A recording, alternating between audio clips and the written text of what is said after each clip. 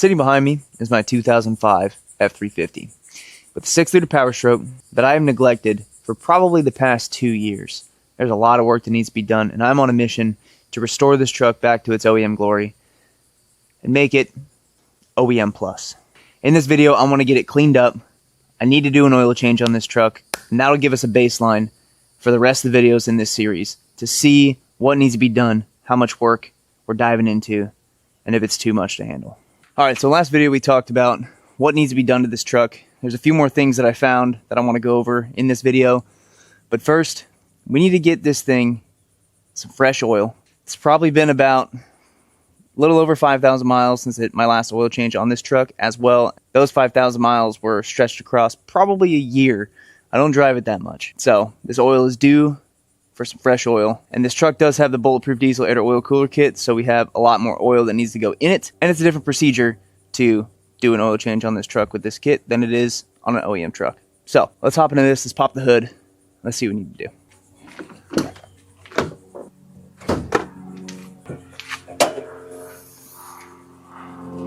From the factory, this truck takes 15 quarts, I believe, 14 or 15 quarts. With the bulletproof diesel air to oil cooler kit, brings it up to 16 quarts, so that is 4 gallons of oil in this truck. And we're going to be using none other than the world's best automotive oil. So this is the AMSOIL 1540. I am in Florida. It gets hot, so we are running 1540 all year round. This is just their OE series because I do change this oil every 5,000 miles. So I don't need their signature series oil that costs $15 more a gallon to give me 15,000 miles when I don't change it at 15,000 miles. Doesn't make any sense. If you are looking for any type of lubricity for your diesel truck or your gasoline vehicle, motorcycle, ATV, whatever, I'll drop a link to AMSOIL down in the description box below. Check it out. They're they are the best oil company for anything automotive.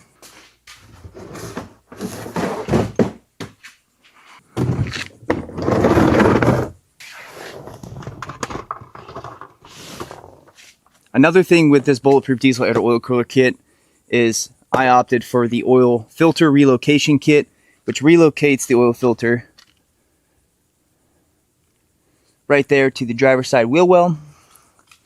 Gives us a massive filter over the stock POS one that sits right here, and it negates the common issues like the oil return valve that's in there that melts, or the oil tower that tends to break and shred plastic into your oil system. If you are going to get a bulletproof diesel air to oil cooler kit, I highly recommend getting the oil filter relocation. It's going to help the longevity of your truck tenfold. And if you are looking to get a replacement Wix, it's Wix 51832. One of the best filters on the market as well.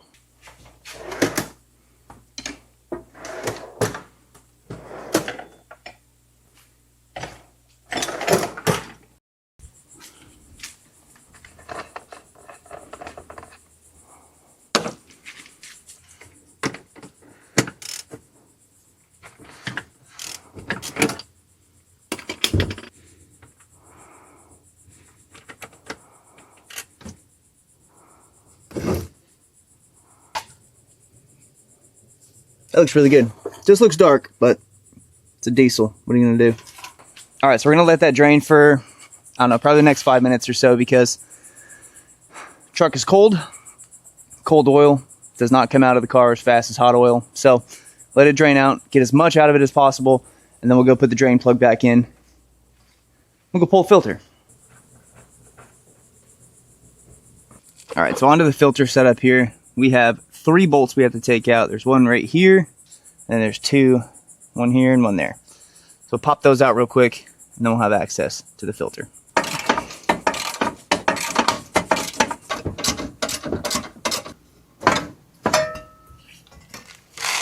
There is our old 51832. So I don't have a filter wrench, but I have crafted my own with the geniusness of redneck ingenuity.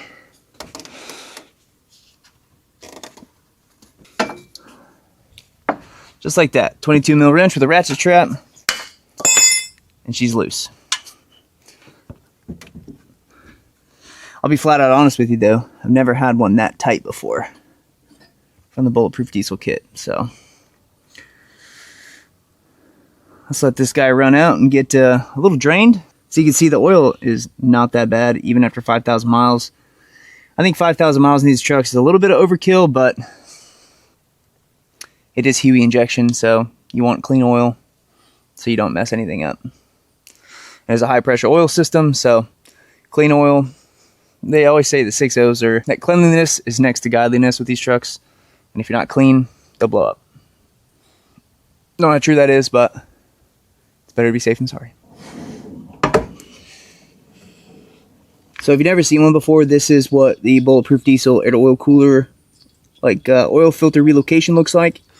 It just mounts to the frame, and these are your oil cooler lines going to and from your cooler.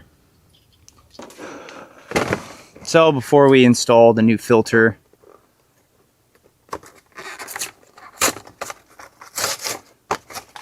you don't have to do this, but I do it. I like to pre-fill my oil filters just because, number one, it is an external oil cooler, so the vat of oil that sits underneath where the OEM oil cooler goes has to funnel through and go into the oil cooler. So if you don't pre-fill this, you're not really going to have a whole lot of oil pressure because the filter is so big. Now there's arguments online that say you shouldn't do this. You're putting unfiltered oil into your truck. My argument to that is, are you filtering it before you put it in your oil fill? No, you're not. And it's in a jug. It's clean. It's from a factory. It's not coming straight out of the ground. So pre-fill your oil filters. Save your engine. Don't listen to the cuckoo old men that say this will kill your engine. I've been doing it for years. Not a problem.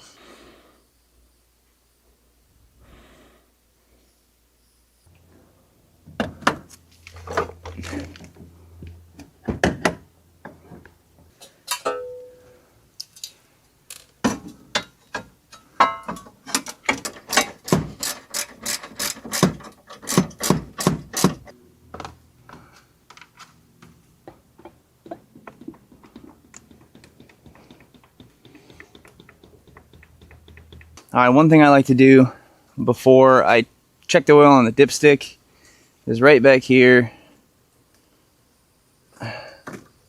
You have your starter wire. This is your starter solenoid wire. And I take it to my positive terminal on my battery.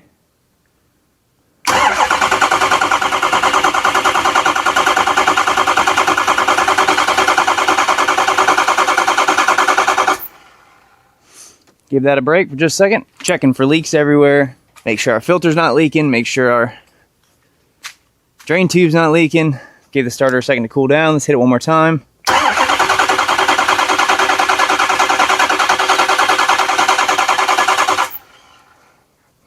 Alright, that should be primed enough. So now we're going to go check our dipstick. Make sure that is good to go.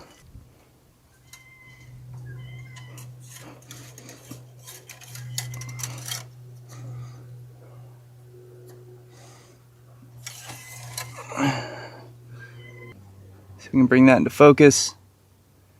See there, it is halfway up to min and max. It's right where we need to be. Alright, so we're good there. Alright, so now all there is left to do, let's start this thing. Let's make sure we have no leaks. Let's make sure everything sounds good, runs smooth.